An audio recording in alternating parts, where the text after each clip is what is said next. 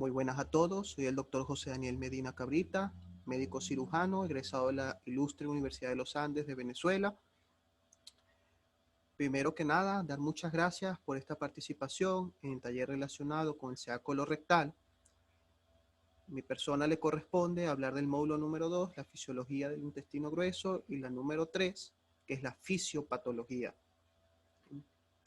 En este caso vamos a hablar de la fisiología del intestino grueso, pero antes de abordar la fisiología propiamente dicha, vamos a hacer un pequeño recuento anatómico de lo que corresponde la historia de la fisiología gastrointestinal.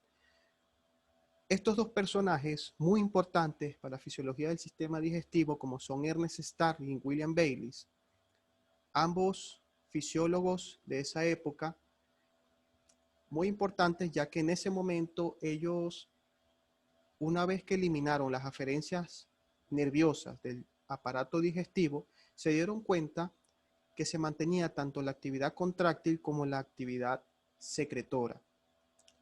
En vista de esta actividad independiente del tracto gastrointestinal, ellos decidieron acuñar el término de ley del intestino.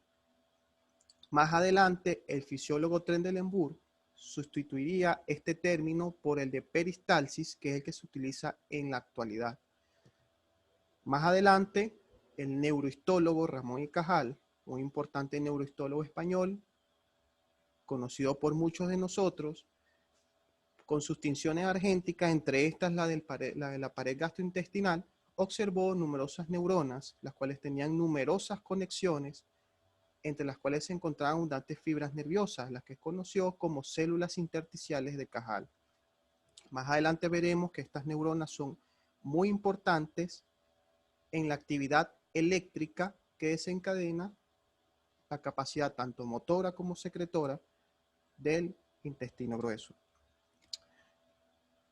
Posteriormente se hacen numerosas investigaciones, el avance de la inmunohistoquímica y de la microscopía electrónica, pero dio paso a numerosos hallazgos, lo que nos permitió acuñar el término actual de sistema nervioso entérico, conocido por muchos fisiólogos como la tercera división del sistema nervioso autónomo junto al sistema nervioso simpático y parasimpático, ya que muchos consideran como el cerebro intestinal que, a pesar de eliminar todas las fibras nerviosas que llegan y salen de él, la actividad motora, la actividad secretora, aún así se mantiene.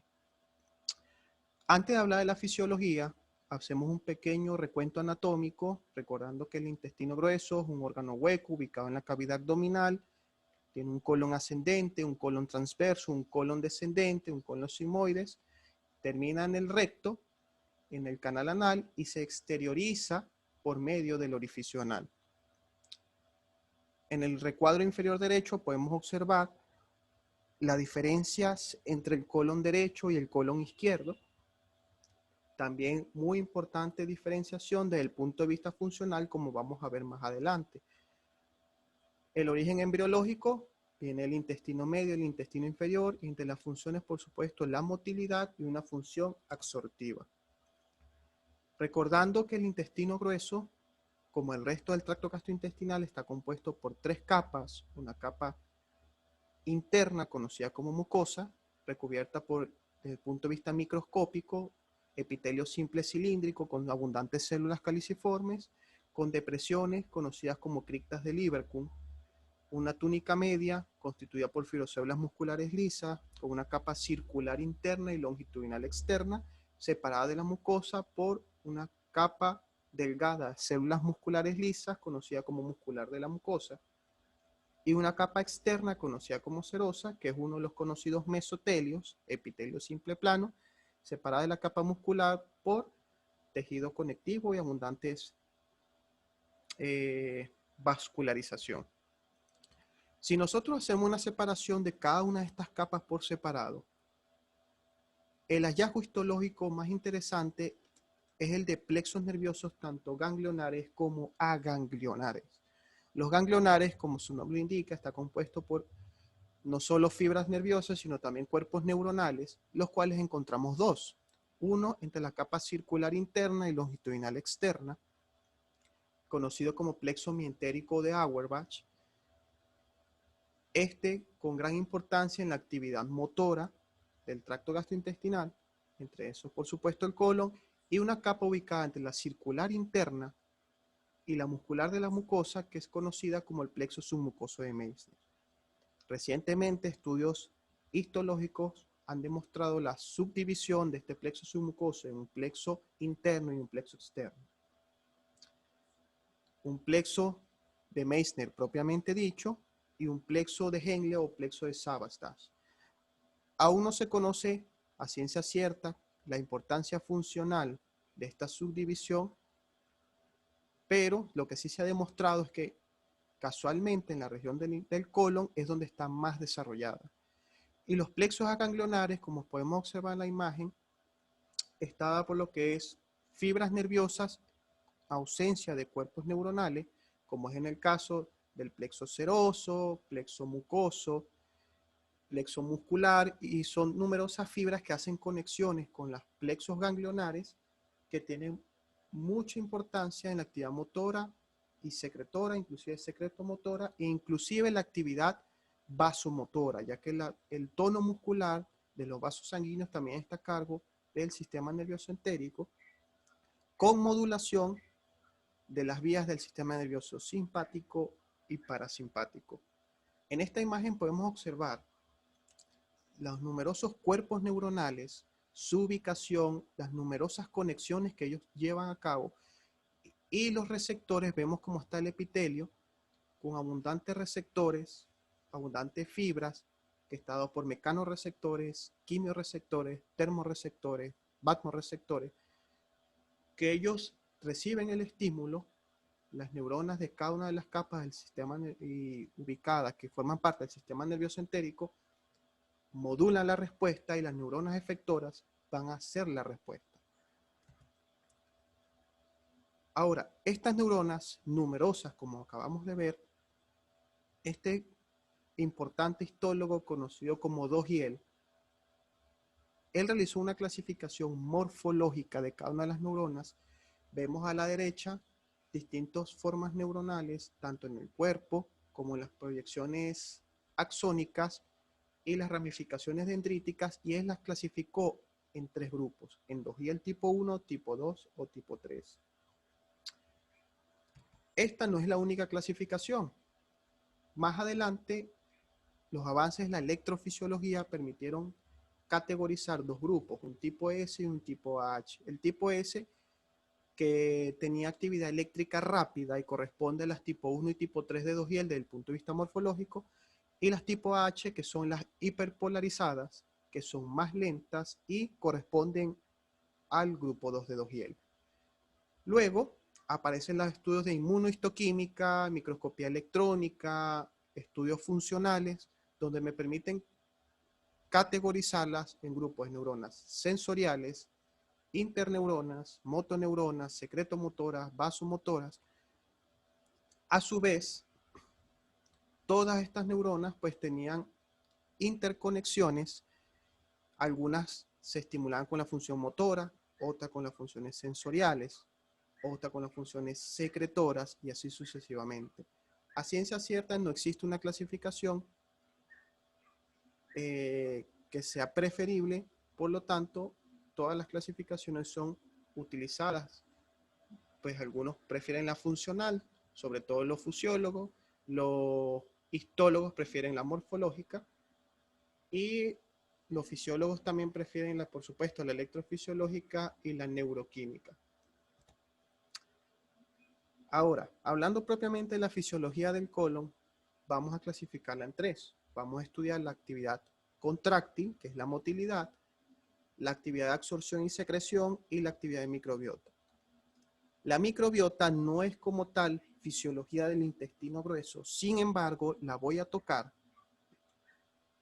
porque en el intestino grueso la carga bacteriana es muy grande y eso tiene su importancia. Y cuando vayamos a ver la fisiopatología, vamos a ver que la alteración de esta microbiota es responsable de varias de las enfermedades que vamos a estar valorando y que tiene una función muy importante en cuanto a lo es absorción de algunas sustancias, sobre todo de las vitaminas. Por supuesto, el tema de la microbiota es un tema muy extenso, inclusive congresos completos tienen que ver sobre la microbiota. Solo vamos a tocar la punta del iceberg, que es un concepto general sobre la microbiota y el intestino grueso. Primero, hablando de la motilidad, vemos este gráfico conocido por muchos, los que ya han visto fisiología, los que no han visto fisiología, se los presento. Es el gráfico que representa el potencial de acción, base para la fisiología nerviosa y que está presente en todas las células excitables, músculo liso, músculo estriado y también en células endocrinas que responden a fibras nerviosas.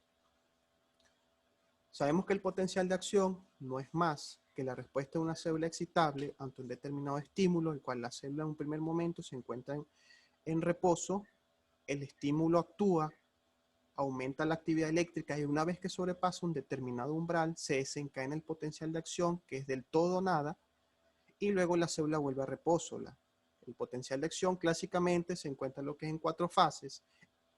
Dependiendo del tipo de neurona, hay distintos tipos de potencial de acción. En este caso vemos el de una fibrocélula muscular lisa, donde lo clásico característico de ella es la meseta, que es responsable de los canales de calcio lentos o canales de calcio tipo L.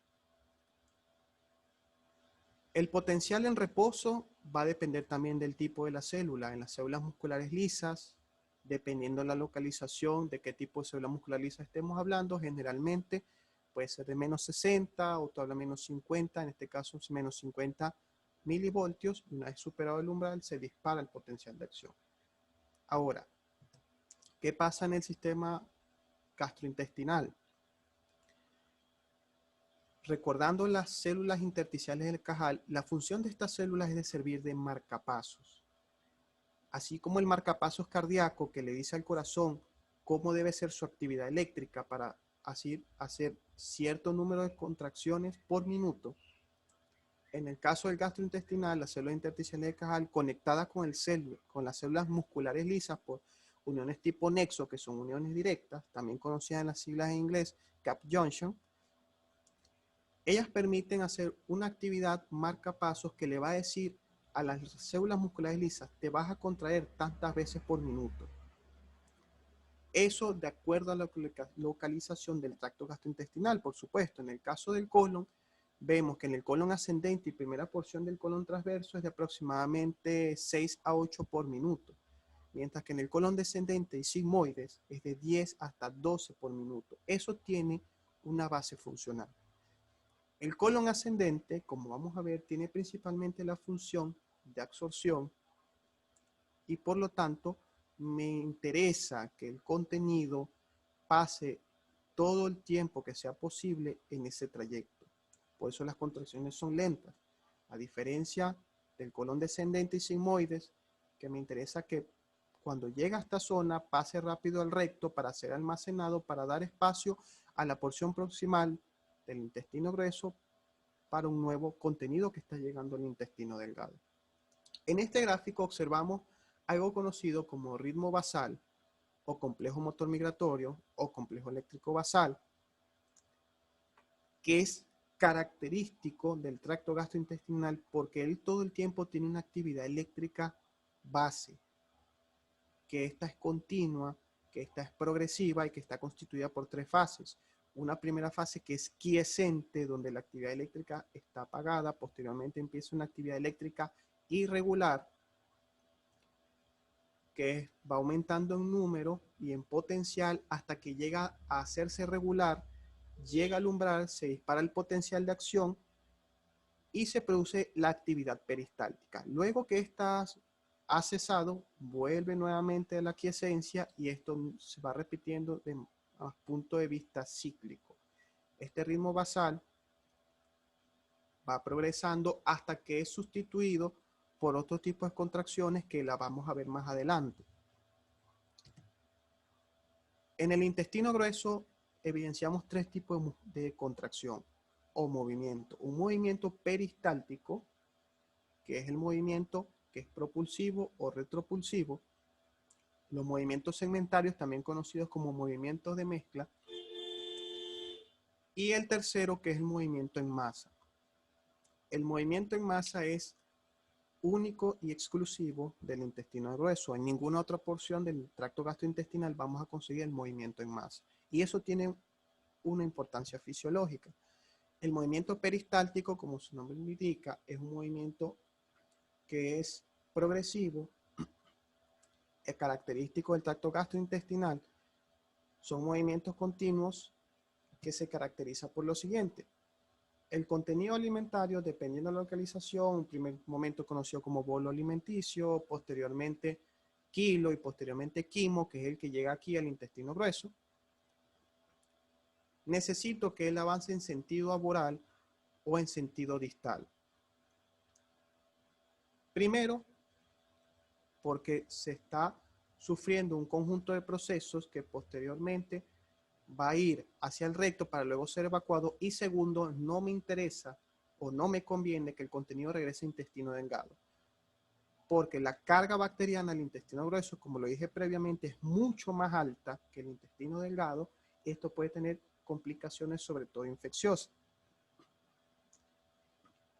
Una vez que se encuentra lo que es el contenido, la porción proximal al contenido luminal se contrae la capa circular interna y se relaja la longitudinal externa, que corresponde a las flechas rojas, mientras que donde está la flecha azul, esa zona se contrae la capa longitudinal externa y se relaja la circular interna.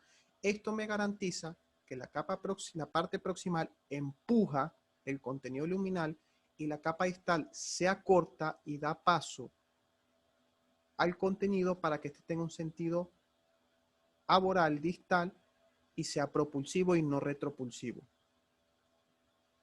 Luego que ha pasado el movimiento, la porción distal cumple la función de la proximal anteriormente, se contrae la circular interna y así se va trasladando el contenido hasta que llega a la parte más distal, que en este caso es la región del recto, y posteriormente se almacena y se desencadena el reflejo defecatorio, que lo vamos a explicar más adelante. El segundo movimiento, que es el movimiento de segmentación, movimiento también conocido de mezcla, como su nombre lo indica, tiene la función de mezclar, estado por la contracción simultánea de las dos capas circulares internas, distal y proximal al contenido. Me interesa en este movimiento que haya contacto del contenido luminal con la mucosa para así facilitar la absorción, porque aumenta el tiempo en contacto con la mucosa. Por eso se conoce como mezcla. En el caso del intestino grueso, hay un detalle anatómico muy interesante, que es el de las austras. Son dilataciones saculares, las cuales se encuentran de uno al otro lado de la misma, como contracciones en anillo. Se ha dicho que esta austración se debe a que la capa longitudinal externa del intestino grueso es incompleta, que son las tenias cólicas, y produce este detalle anatómico. Por supuesto, también tiene una importancia, ya que él me garantiza que la presencia en esa austración de las heces fecales, pues, en mayor momento, mayor absorción de agua. Y los movimientos en masa, que es típico y exclusivo del intestino grueso, que es una contracción enérgica, sostenida, potente, proximal al contenido, que esta contracción es típica del colon transverso y colon descendente. En colon transverso solo en su porción distal, que traslada todo el contenido del colon hacia el recto, sigmoides. ¿Esto qué lo produce? Algo llamado el reflejo gastrocólico. Este es un término que está cuestionado por muchos fisiólogos, porque no lo consideran un verdadero reflejo, sino una actividad humoral, es decir, responsable de sus distintas sustancias secretadas por el estómago, viajan por el torrente sanguíneo y van hacia el colon, donde estimula la contracción. Sin embargo, otros fisiólogos defienden el término, ya que dicen que está mediada por el nervio vago y por lo tanto es un verdadero reflejo mediado por los centros superiores. Otros dicen que este término, o sea, ambos grupos de fisiólogos tienen la razón, ya que hay una respuesta a corto plazo que es nerviosa y una a largo plazo que es la distal, que es humoral. ¿Qué sucede? El contenido del tracto gastrointestinal, en este caso el bolo alimenticio, llega al estómago. Una vez que llega al estómago, él dispara los reflejos, se secretan sustancias y produce como los movimientos en masa o las contracciones en masa. ¿Cuál es la finalidad de esto? La finalidad es dejar espacio en el colon proximal para las nuevas sustancias o el nuevo contenido que va a llegar para ser tratado, y el que está actualmente en el colon se ha trasladado al recto sigmoides para ser almacenado y eliminado con la defecación. Esta es la razón por la cual a veces nosotros comemos a los pocos minutos, a las pocas horas, da la urgencia de acudir a hacer las necesidades para hacer la defecación y poder evacuar y dar espacio al nuevo contenido. Una vez que se ha trasladado el contenido fecal, se ha absorbido el agua, ya eso lo vamos a ver más adelante, se ha hecho numerosos procesos sobre el contenido fecal y llega al recto sigmoides, se necesita evacuar ese contenido. De lo contrario, puede traer varias complicaciones. La defecación tiene muchos antecedentes históricos, es una acción que es cotidiana, que es anodina, que es inocua, que es una de las cosas más comunes del mundo, pero desde el punto de vista funcional es algo muy complejo, preciso, que tiene regulaciones de los centros nerviosos superiores, médula espinal, sistema nervioso entérico, y que alguna falla pues produce sus consecuencias. La defecación tiene inclusive connotaciones sociales. A diferencia de los animales, la naturaleza sabia, el ser humano, que es un ser vivo superior, él no anda haciendo las necesidades en el público, en mitad de la calle. De ahí que ciertas enfermedades, por ejemplo la enfermedad de Alzheimer, sí se produce, aparte de las alteraciones de la musculatura lisa y de todo el funcionamiento gastrointestinal, en este caso de los centros nerviosos superiores, eso tiene que ver. Las conexiones encargadas de la defecación comienzan en el recto sigmoides. Hay mecanorreceptores, quimioreceptores y termorreceptores que captan varias características del contenido fecal. Esto se conoce como reflejo de muestreo. La forma, consistencia y temperatura del contenido fecal es determinado por estos receptores. Así la persona sabe qué es lo que contiene y si es capaz o no en ese momento de expulsarlo. Estas aferencias viajan por la médula espinal, por los cordones posteriores, luego en el sistema nervioso central, centros ubicados en la corteza, centros ubicados en los ganglios basales, inclusive se encuentra ubicado lo que es en el tallo, en el sistema límbico, que es el que otorga el componente emocional. Otros componentes, inclusive los centros de la memoria, participan y luego ellos dan una respuesta. Esta respuesta es: ¿vas o no vas a producir la defecación? ¿Y por qué? ¿Y por qué no? Así, tenemos en esta imagen una imagen a la izquierda, que es la imagen del reposo, y una imagen a la derecha, que es la defecación. Cuando hay aumento de la presión a nivel rectal, se supera el umbral o el límite, que algunos textos hablan de 70 hasta 75, inclusive 80 milímetros de mercurio. La capacidad del recto es de aproximadamente de 500 ml. Una vez que llega este contenido, se desencadena el reflejo defecatorio. Los vasoreceptores estimulados informan al sistema nervioso central: se ha superado el umbral. Las respuestas efectoras son, en el caso del sistema nervioso autónomo, por medio de la inervación parasimpática, relajación de las fibrocélulas musculares lisas del esfínter interno del ano.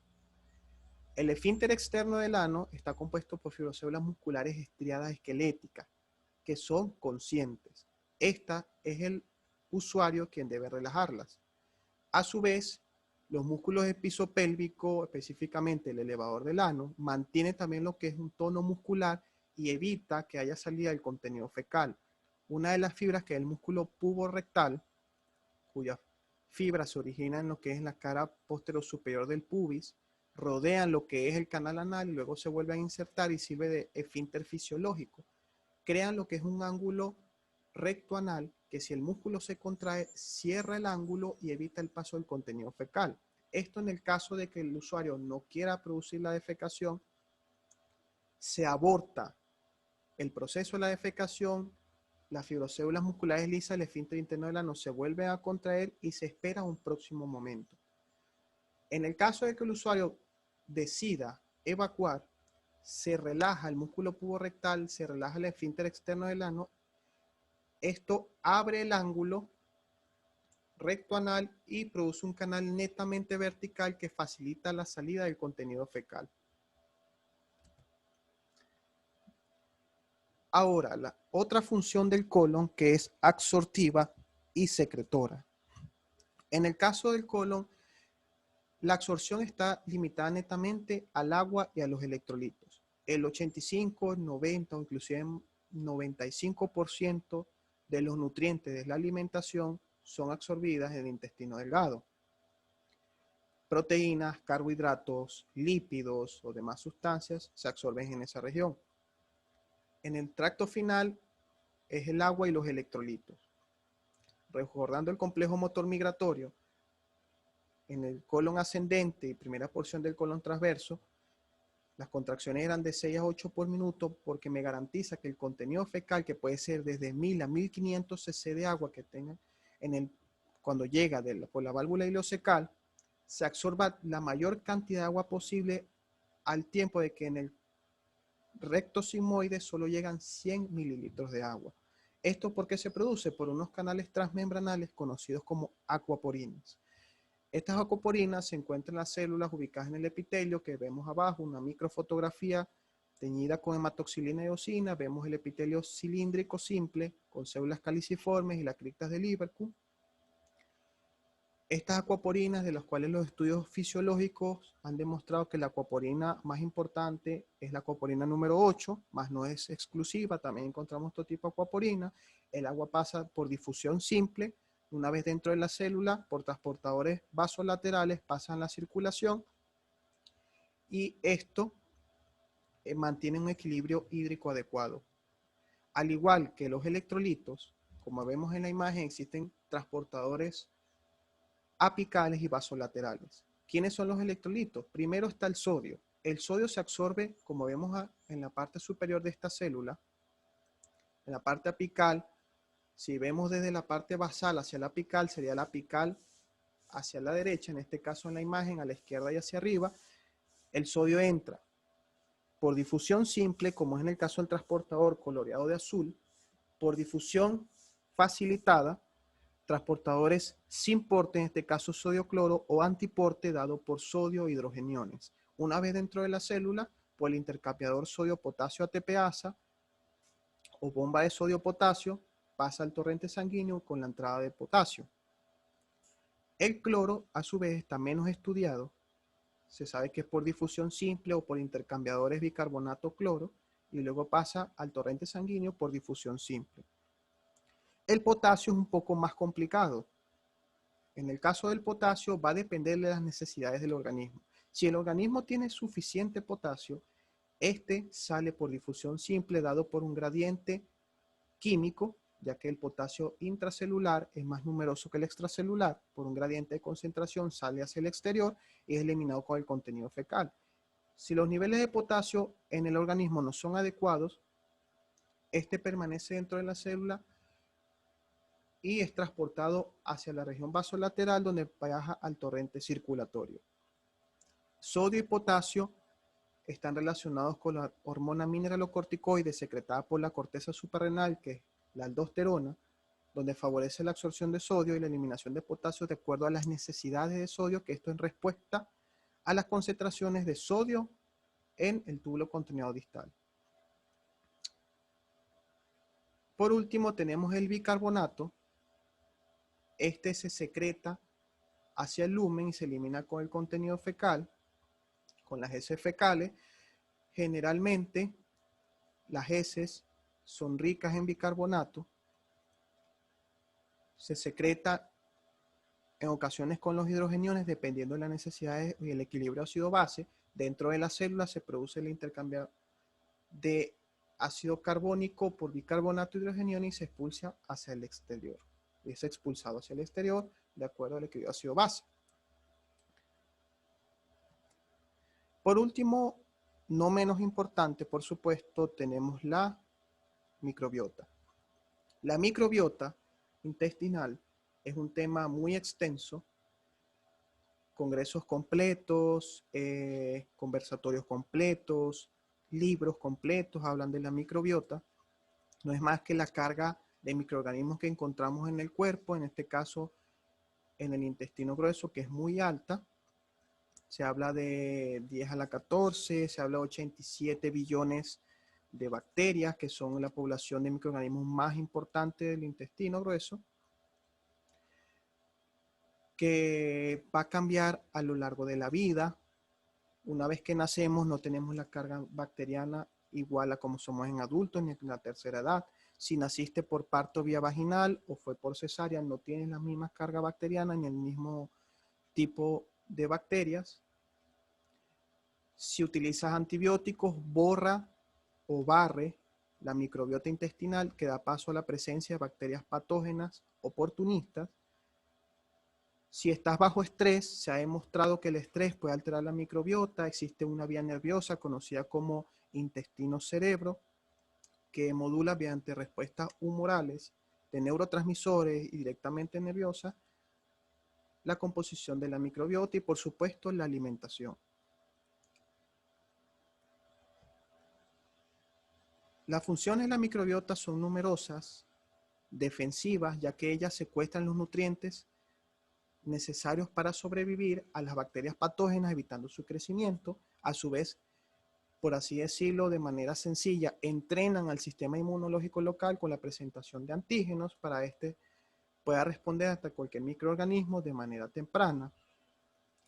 También en la secreción y en la absorción tienen que ver, ya que ellas, el metabolismo de las bacterias producen la vitamina K, que es absorbida en el organismo y que tiene que ver con la coagulación de la sangre. También interviene en el metabolismo de ciertas vitaminas del complejo B y favorecen su absorción.